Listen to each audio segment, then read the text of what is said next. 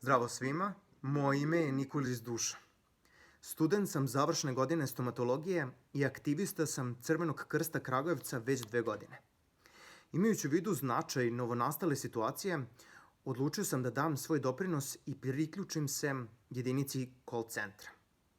Tim čine 8 volontera koji su obučeni da odgovore visini zadatka. Od početka pandemije u call centru bilo je više od 3000 poziva.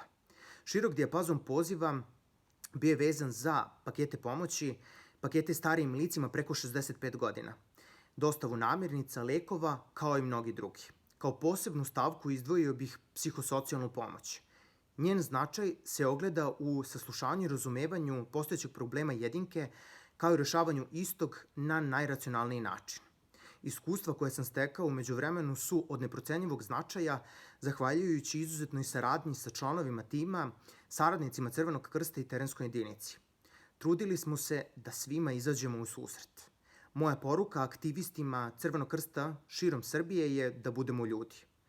Da poštujemo načela koje su u našoj biti, jer ćemo samo tako imati sluha za ljudsku brigu i rešavati je na najefikasniji način. To će upotpuniti našu humanost i daće nam snagu da zajedno sa našim građanima prebrodimo novonastalu situaciju.